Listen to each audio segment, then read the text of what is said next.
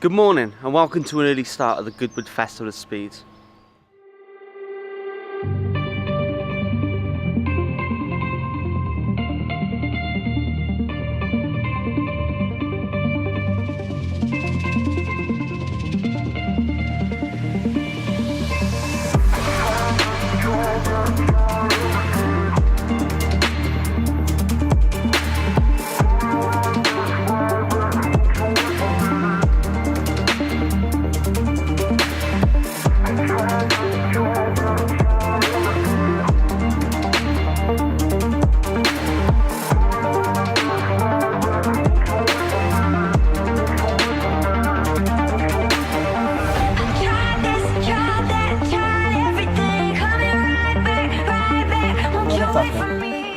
Hash browns? Nice browns. You know what I'm most looking forward to? Garage is over there. Really want to see it, mate. I've seen loads of pictures and it looks insane. For those who can't see it, we're next to the Honda garage. I'm not a massive fan. I mean, it's ironic. I'm not a massive fan of front-wheel drive cars. This is a front-wheel drive car. But in terms of the performance that puts out, it's nuts for what it is. It just smashes everything. The design, I mean, we'll have a look at it later on today. Hopefully. Well, it should be there, you'd imagine, wouldn't you? No, I can't see it not being there. I mean, for those that know, if you've seen the concept version a couple of years ago before they actually released it, that looked mega. That looked crazy. It looked like genuinely what you draw as a kid. Need for Speed Underground 2 when you get a Clio and just put like an insane body kit on it. Honestly, it just looks like a child's wet dream. Same thing happened with the Honda, is that I suppose that they saw that there wasn't enough of a market really to release that car as aggressive as it looked. But you know, you do get kind of the older people who want a little bit of comfort as well. They don't want a fully track focused front wheel drive car.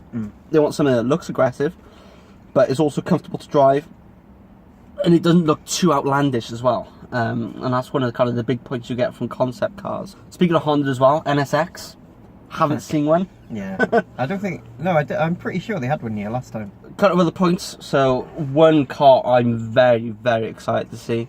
Well, there's a couple of cars, but the main one. Wait, let me actually say it for you. The RS5. Yeah.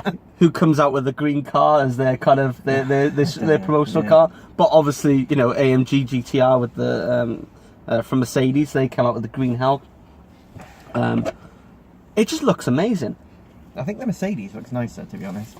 Well, it's a different kind of car, though, isn't it? Yeah. Because it's a release colour. It's not it's not like a special colour like you have with this car.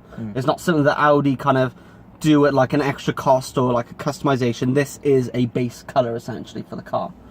At least, you know, in terms of when you first start to order, when the first orders come in, that is a colour you'll be able to get. It's not a customizable specific Audi one. So the car we're in now, the Audi A5, Sahara Silver. It's an Audi specific colour, and I've had a couple of chips on the front of it. I went to Audi, and yeah, I can't remember exactly how much it cost, but I was like, no, I'm not doing that. And it's not the kind of colour we're like, yeah, we have it at the back, you know, we'll book it and sort it out for you. Paint. No, it's not like that. I see. I would have thought they'd come out with a paintbrush and just do it on the spot for you. Not quite. No, it's weird. I always kind of like the exclusivity factor of some of these cars, and obviously the RS5 is quite exclusive. Well, it depends on where you live. London have loads of them, but no, in Cardiff you don't see any RS5. No, it'll definitely stand out. S5s, you see a couple of S5s. Yeah, but I don't think I've ever seen an RS5 driving around Cardiff. I definitely haven't seen the new version, so I'm not even sure if they're taking orders for it yet. I'll have a look at the hospitality when we get to Audi. Yeah. So we got both the keys from a Ford Fiesta. Was it 1.4 or whatever? 1.4, yeah. Over to a Ford GT. Oh, to a Ford GT. Oh, right. If we get the hospitality first. We should be able to see it on public display anyway. I'm gonna show you the keys. For some reason, when I bought my car, whatever reason, somebody decided to take the Ford logo off the keys. I'm hoping they'll let us in with this, because to be honest, everyone knows this is a Ford key. Like every Ford that, well, maybe every Ford pre-2010 has this key. Yeah. So, I don't know. Hopefully. We'll paint Lamborghini on the key. They won't know a difference. We'll get it to Lamborghini. I should have just gone on eBay and just bought a load of bought a load of keys, yeah. But just buy a load of keys and just come in with a bowl of them. Yeah. I mean, I know Smee's got one on order. Because you had to be kind of you had to have a social following, you had to have a load of like different regulations to be able to even buy one. Haven't You have, yeah. And you've got to prove that you're actually going to use it rather than just storing it like a lot of other cars do. 911R, as an example. Never seen one on the road. Do they even drive? I thought they just come with the engines taken out. Yeah. Just so you can put them in your garage. Just another car's going to blow us away, and kind of the final car we need to talk about. I know there's a lot more that's going to be there, but McLaren 720S. Oh, yeah, that's going to be a beast. That is going to be crazy. I mean, we've seen pictures in Geneva when it launched, and people are a bit like, "Oh, it's Marmite because of the whole aero thing underneath the lights." People didn't like it, but then you listen to other people who kind of, Salamandrian, for example, people who actually went there. I mean, McLaren, like, their design philosophy is it's crazy. But yeah, I don't know.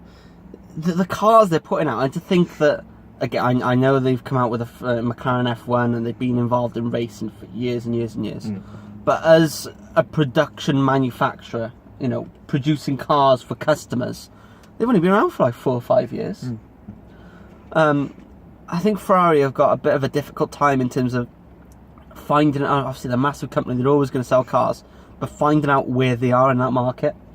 In terms of where it actually sits, you've got Lamborghini, which they're on they're about having look. Aren't they? Well, yeah, I know, but they're not crazy track cars. At least not the SV. Apart from the Performante, yeah. Apart from which you're talking Aventadors and yeah, they're not track cars. They're not designed around a track.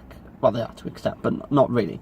They're more designed for kind of showing off, luxury, noise, speed, definitely noise. That's what it's designed to do. You drive around London, go around Knightsbridge. It's loud, isn't it? Yeah. It's show off, isn't it? It's show off, exactly. That's what it is. I mean, it's not taking anything away from it. I'd love to have an SV or a normal Aventador or whatever, They're incredible cars.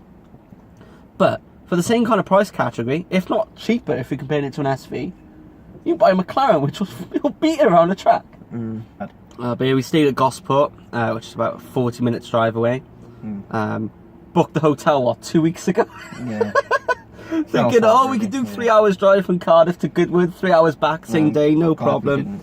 But yeah, it was a good shout getting a hotel, really. We were hoping to catch the 8:45 show, weren't we? But it's 8:15 now, and we're sat in a McDonald's car park, so it's not going to happen. No.